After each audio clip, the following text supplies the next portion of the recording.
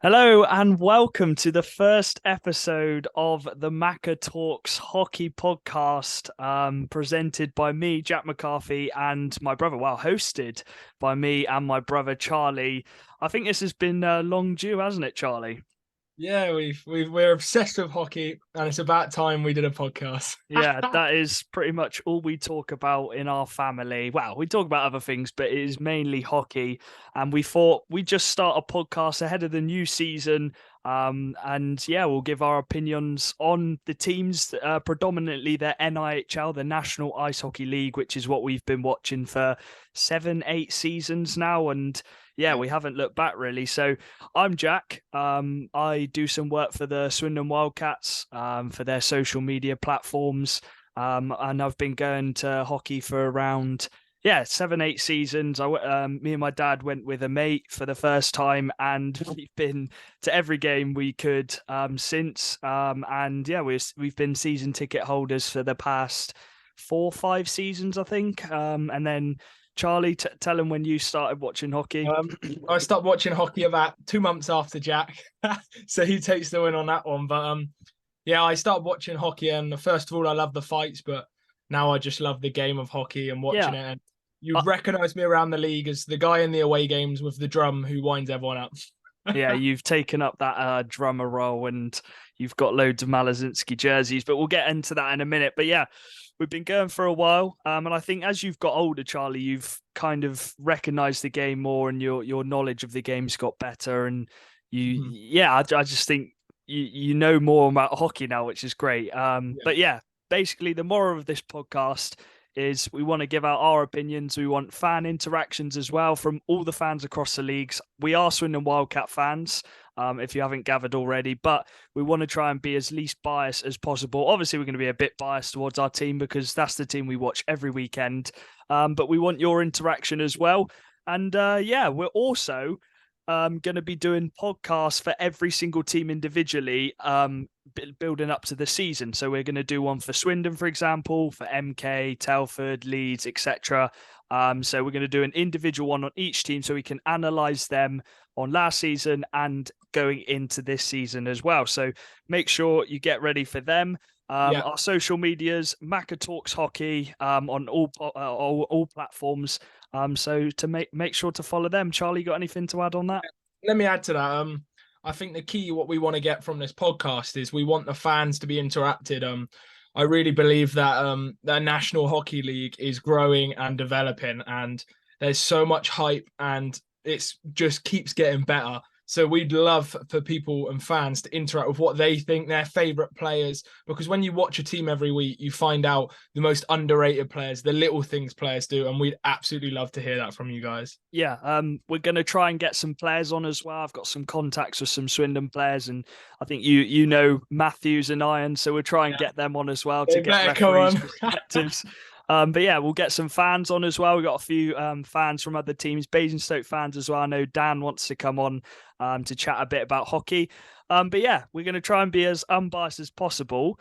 And yeah, we're going to start by talking a bit about last season, how that went. Obviously, us Swindon fans, we're going to talk a bit how we thought our season went, but we're going to talk about it as a whole as well. And we're going to just talk about the league going into next season, a few little talking points. But yeah, just an introduction really. So last season, Charlie, obviously Swindon came fifth. We Yeah. didn't do great in the playoffs. I thought we had some really good games against the top teams, but Leeds just shot away with it at the end, and they deservedly won the league and the playoffs. What was your overall take on last season as a whole, not just for Um, Swindon? I think my overall take was the Canadians took over. Yeah, I think the youth and the young blood took over this league. I really thought last season, seeing the introduction of Canadian imports for, in my time, the first time really in 8, 9 years of hockey, and the speed and the power they came in. We saw a Colby Tower at Swindon, the speed he gave to our team and the energy. But you see Grant Cooper, Witkowski, Welcome. These players came in and they took the league by storm. And I think Leeds set a standard which every team's got to match this season. Well, yeah, it'll be interesting. Obviously, some news coming out the recent days as we've recorded this. Shudra has gone to Sheffield Steelers, so that is a big loss for Leeds, but they have managed to keep Mac Howlett. So that's really positive for them because his stats were a joke, even though he only played half the game. So, yeah, and Charlie, you actually had a really underrated take, and I'm going to say it because I want to see if other people agree, but you said that you think Mac Howlett is the best Englishman in the league. You think he's better than Kieran Brown. Do you want to expand on that? Well, I think it's extremely close, but I really love Mac Howlett's game. I think my opinion was if I could take a player for Swindon, I'd pick Mac Howlett because I love his speed to his game. I think he's really clinical and I think he's really direct towards that goal. And when he came down from the Elite League, he took the league by storm and he pushed Leeds on to winning the double and nearly the treble. Yeah. And he had a Lightning McQueen intro video. And if you haven't watched that from Leeds, it is world class. And I think that sums him up. He is speed upon speed. And his two-way game is phenomenal. Matt Howlett, I love watching him. I think Leeds produced so many young, fresh players, which just took the lead by storm. Brown, you got Shudra was good. He was my favourite from Leeds. I love the way Shudra plays, and he's deservedly got that call up, by the way, because I think he's been excellent these past few seasons. But yeah, Brown in particular, 121 points. That's not easy to get. I've seen a few people on Twitter talking about how these players will easily get 100 points next season. But there was only 4 players who actually got to 100 plus points, and 3 of them were from Leeds, and then you got Malazinski as well. So, and with the league getting more competitive, it'll be interesting to see how many players will actually get to that 100-point margin. But yeah, moving on. Forget the one player from Leeds, and that is Sam Gospel. We're forgetting the best goalie in the league. Yeah, you could see in some games that he was actually physically injured and hurt, but he'd still carry on and drop some blinders. So yeah, fair enough to Sam Gospel. He deserves more credit, actually, and possibly a GB spot for him as well in the future. But yeah, moving on from Leeds, we had Peterborough and MK. Now, were you surprised with Peterborough before the season and how actually good of a season they had? They won the trophy as well. Well, I think with Peterborough, I was watching Aaron Now's podcast and he talked about the best decor in the league. And when you've got a goal of Jordan Marr with the best decor in the league, and in my opinion, the most underrated player, Scott Robson, I really think that Peterborough had the backbone of a team, but they made some signings which maybe were a bit risky in the sense of Slavkovsky, and he proved he was a good import for this level, scoring massive goals. And I want to put in there. I want to put my hand up. I said to Charlie at the start of the season, this is one of the ones which I won't let go. I said to him that player, Sladkovsky, is a Slava player and he would do well at Peterborough. I said that, and he was bang on. I got that perfectly right. So that's one of my few opinions or guesses which I got right. But yeah, I want to take credit on that one. I think the one thing which I think Peterborough have is 4 lines. Yeah. They've got Hunt and Jasper Foster on a 4th line with Gretton. And I remember in the first leg of the cup final, Gretton picked up a goal. Will Wowden picked up a goal. 3rd and 4th liners coming in key to win them. Luke Johnson as well. I think he moved from Swindon to Peterborough, and it was the perfect move for him because Slava's just a genius with that kind of hockey. And I know a lot of people don't like the way Peterborough play, but they do score goals, and the goals spread across the whole team. And he plays good 4-line hockey, and I think he can adapt the way he plays as well. But yeah, enough of Peterborough. We'll move on because we want to try and swiftly move on from things, not waffle too much. Yeah. MK Lightning. We've seen a lot of their players move on. Obviously, we have banter and rivalry with MK, but we can respect them as a club because they are a massive club.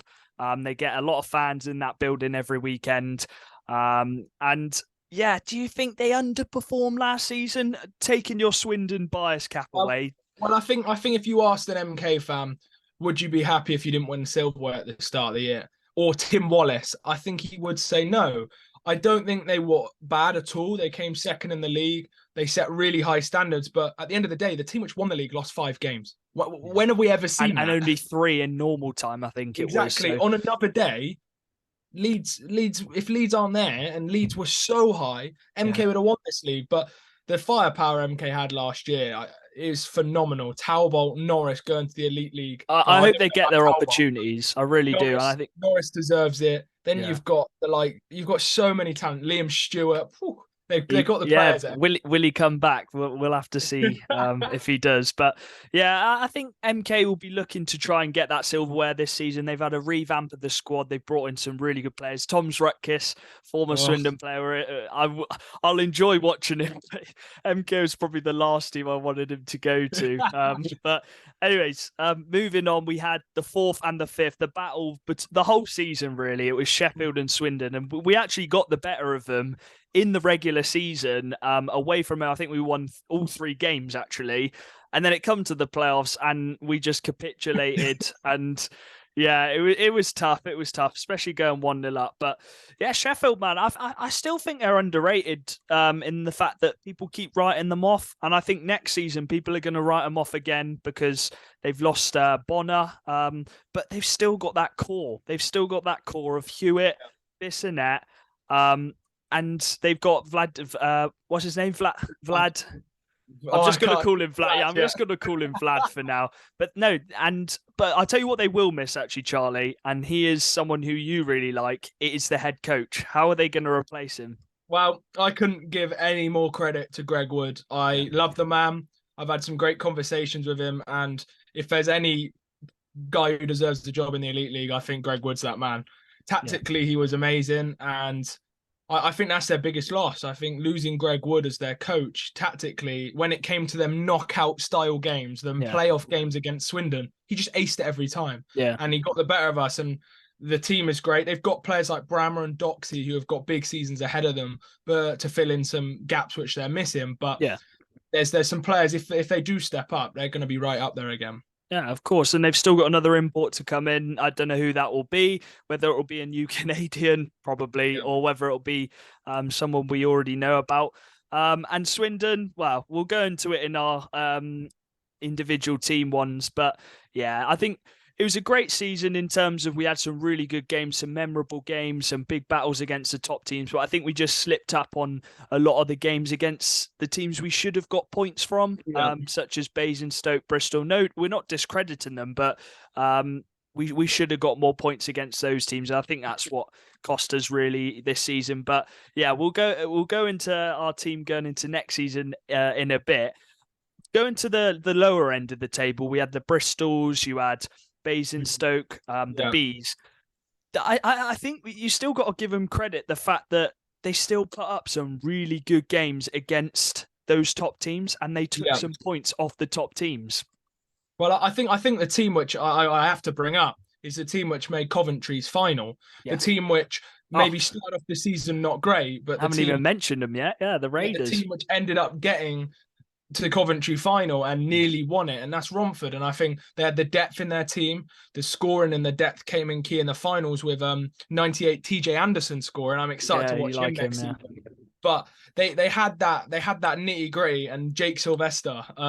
But they have the players, and Raiders, they've signed Norcliffe and Milton. They're not going to mess about next year. It'll be interesting actually, because me and you were very impressed with Gomesick in the playoffs. Yeah. We hadn't noticed him too much within the season, and I think he could have had an even better season in the actual league. But in the playoffs, his two-way game was just nuts. His knowledge of the game was very good, and I think it showed in the big games he can step up. But I was surprised when him and Roberts both left. So we'll have to see if they go elsewhere in the league or whether they go back to Canada. Yeah, it had to be Roberts, the man to take them to the final. Roberts with the slap shot. Yeah, and to become Sheffield. Wow. I remember back in the Streatham days, and I said to you, Roberts, I love him. Yeah.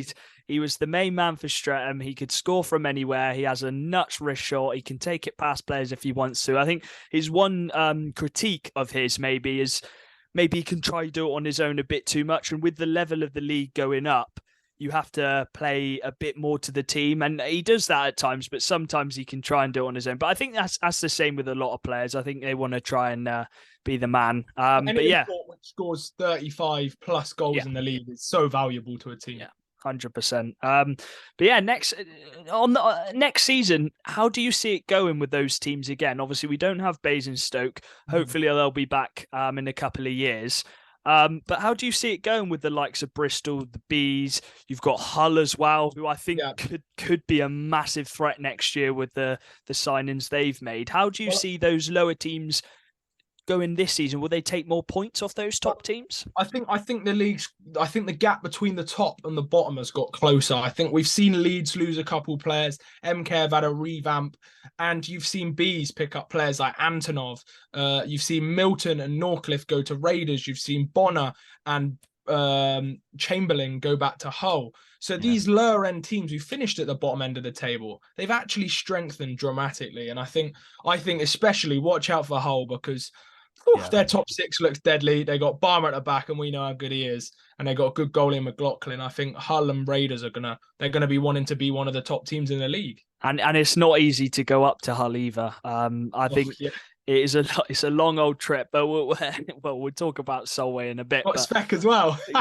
Speck can't miss out Speck. We love Speck. I loved Speck when he was at Swindon, and I think having those Canadians around him actually, who can pass him the puck and who can get on his speed, length, and I think it could be very dangerous. I think we could see Speck possibly getting 30, 40 goals next season.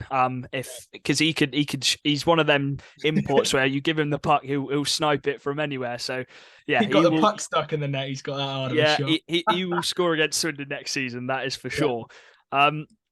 But yeah, I wanted to talk about Solway. We'll move on to it now. Solway coming to the league, obviously becoming that 11th team with Basingstoke leaving, but then Solway have joined.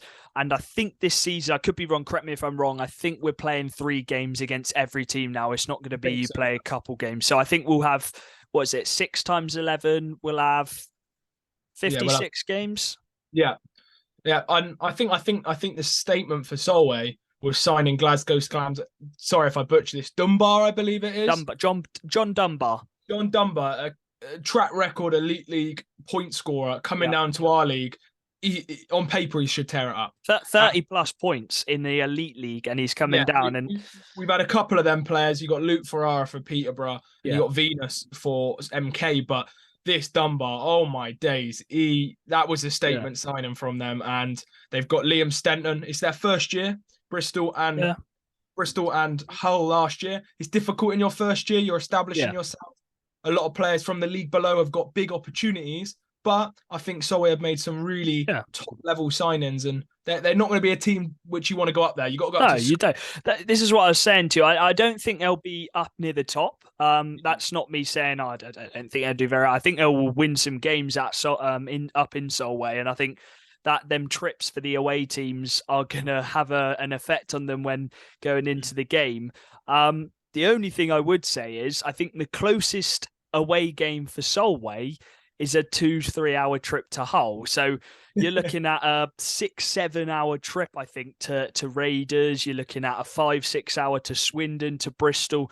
Do you think that kind of traveling's going to catch up with the players up from Scotland? I think that was the key of signing a player like John Dunbar and Liam Stenton. They both come down from the Elite League and they know what it's like to play these games. And Solway, they must have done their planning to get here. I think they will find some games difficult. It's going to be a long strength going to MKs and Leeds away when they're the top teams in the league. But I'm happy to be proven wrong with Solway. They could tear this league apart. But they've got some players from the league below who played with them for the past few seasons who they've got the opportunity to establish themselves in this league. And Bristol had a lot of players like that, like Jake and Lipsy, who did establish themselves, and they have the potential for sure. Yeah, I think Aaron mentioned it in that podcast he did with Banners on the Wall about when you're a new team in the league, you give some of the players a chance, and I think that's what Solway are going to do this season. And as we said, Jay, I do message Jay quite a lot. He stepped up and he scored 30 plus points for Bristol last season, and he was playing in the league below the season before. So it certainly can be done. And I hope they do well. I hope they do. And a big shout out to Solway's media team as well. They're really putting a lot of effort into that. And I think I wanted to ask you this, Charlie.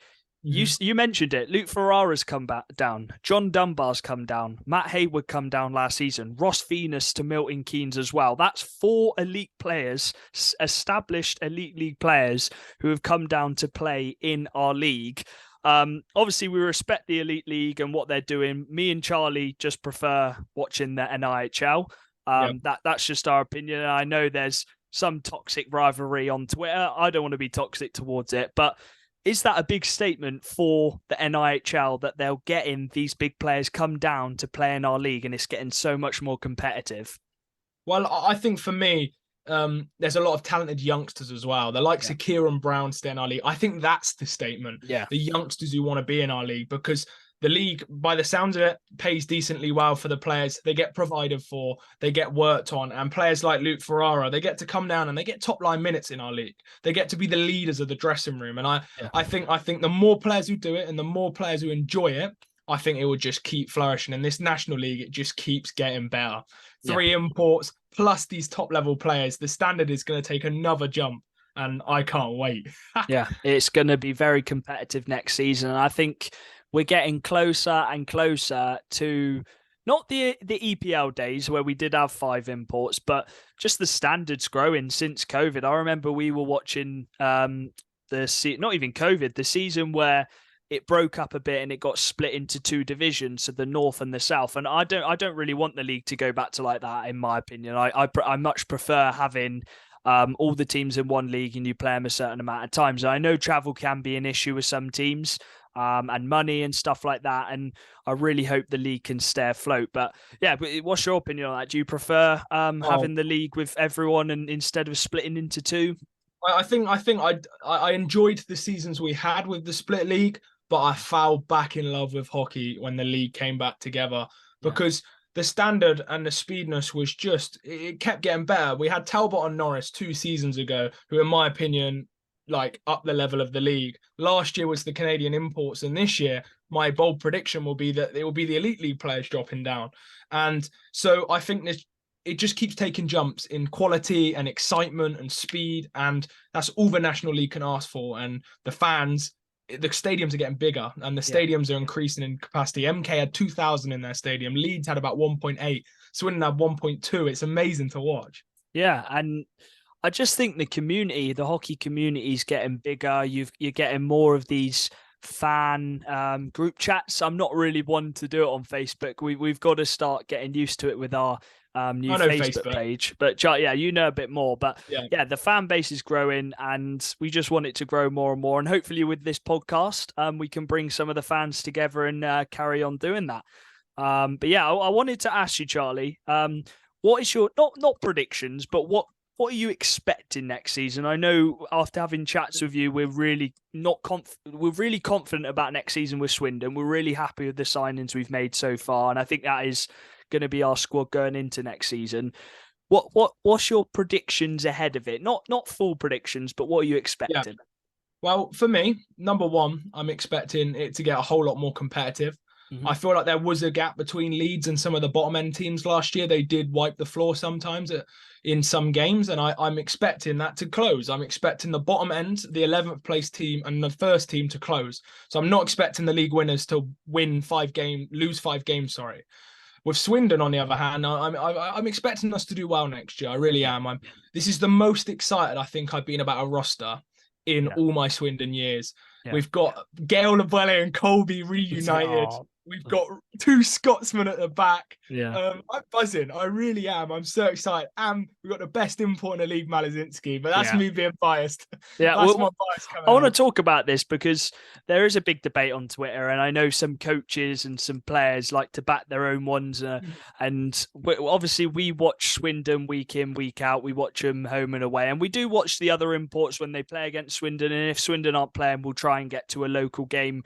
But me and you both, we think Malas is the best import in the league in terms of his all-round game. He's, what was he, 36, 37 last season? Let me just have a look. He got 115 points. And I know that's not the be-all and end-all getting points, but after watching him for a whole season, his defensive game, his attacking game, I remember listening to Nell's podcast and he was saying majority of the little highlights which the players look at to try and learn from things is the majority is Malazinski. So yeah, I know you love him and you're biased towards it because he is your favorite player, and he was he came to you to skate with you around the rink, and I just think he's a class act, but that's not taking anything away from the other imports. And I got to say, Grant Cooper, we can't forget about him. He was probably a better talent than Malazinski in terms of he was quicker, he knew how to shoot the puck better, but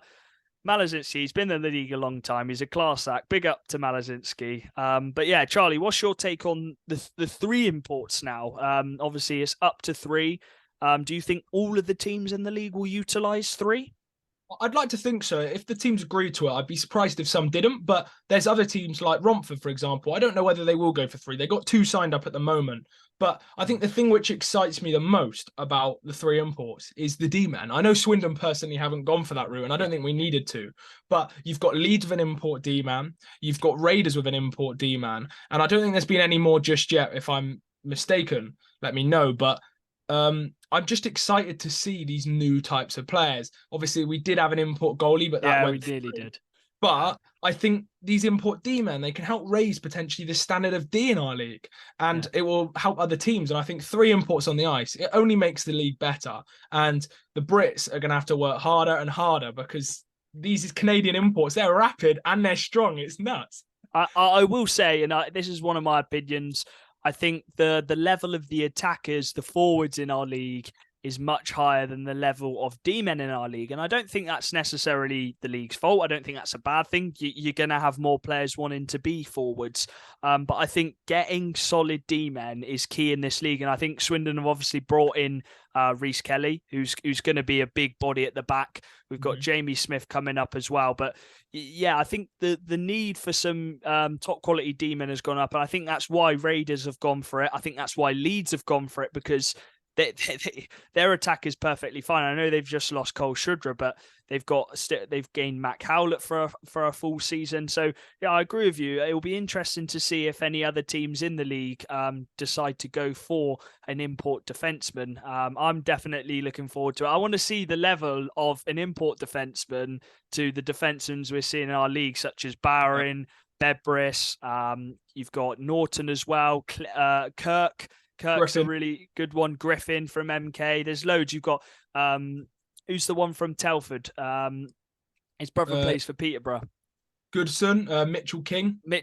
Rhodes Mitchell King, another one. So it'll be interesting to see. Sorry if we forgot you, by the way, if you're listening. Yeah. But yeah, it'll be interesting to see the level of the D-men imports. Do you think there is too many Canadians coming in the league, or do you think that's the safe way to go? Because there is still a lot of Czech Republic imports, for example, and those kind of imports which are established and can be very good. So do you think it's a bit too safe with the Canadians? Well, I think the Canadians, like I said, set a new standard to the league for imports, and that definitely made it interesting. But you've got Slava, who likes his Czech Republic imports from what we've seen. Padelek, Stepanek, maybe he'll make a return. Who knows? They just signed Slavkovsky, didn't they? Yeah, they've signed Slavkovsky. Yeah. So he likes his imports, and Malazinski's obviously European. But we had the problem last year where Hull signed 2 European imports, and I don't know what happened there. But since Brexit, the visas are a bit more difficult by the looks of it. So that plays its part too. Yeah, and I think that's a big reason why the Canadians are coming down as well. I think Aaron mentioned it into podcast. It's a lot more viable, and you're seeing loads come in now, and you're seeing some retained. You got Milton Keynes retaining. Why is the names going out of my head? Who have Milton Keynes signed from Telford? Herman. 2 points a game, Herman, I call him. Yeah. And let us know in the comments, MK fans. Do you think Herman will get 100 points? This is what me and Charlie were debating the other day. We think he should. His points per game was a joke last season, and in that, surrounded by Venus and the experience of those imports they're going to bring in as well, I think he can definitely get 100 points. We're running out of time because we want to try and make this as short as possible. But yeah, me and Charlie, we're going to get a weekly, we haven't decided what day, but weekly podcasts out, rounding up the scores of the weekend. We're going to do our team of the week. So we're going to do our player of the week as well. We're going to try and get them from different teams. Obviously, we're only going to be watching Swindon Wildcats on the weekend. We'll try and watch some other games, but yeah, do get your interactions in from the games. We're also, as I said, we're going to try and get some players in as well and building up to the season starting, we're going to try and get a podcast on each team going through last season, their roster so far, and what we expect for them next season. So yeah, make sure to get ready for them. Charlie, have you got anything else to add? Yeah. So I wanted to finish off with a question for the audience, and tweet us, message us on Instagram, or put a Facebook comment or something like that. But my question for you guys, and we'll go through this on the next podcast, I want your bold National League opinions. Them opinions you think, what's that player who stands out to you? Players maybe which aren't as recognised. So for Swindon, we talk about Stevie Whitfield and his unbelievable work at D-Man and how amazing and underrated we think he is around the league. Underrated players, underrated opinions. And we don't watch your guys' teams every week. We want to know what you guys think. This is what this podcast we're hoping is about, is we want to know your underrated players. So please let us know, and we'll be putting out tweets and stuff, so reply to them. Yeah, and that is on the socials, Macca's Talks Hockey or Talk Hockey. I think on the Twitter, actually, it's Macca Talk Hockey, because we couldn't add the S in because we had too many characters. But please do follow it. Going to be streaming on Apple. No, are we going to do an Apple? We'll try, but I'm not sure. We'll definitely be doing Spotify. We'll be doing YouTube as well. I'm going to try and get loads of Twitter stuff, Facebook and Instagram as well. So please do give it a follow. And we appreciate you if you've tuned in this week. If you see us at the hockey, come say hello. And if you've got any feedback, let us know as well. But yeah, this has been Macca's Talks Hockey, a new start, a fresh start. We've finally started the podcast.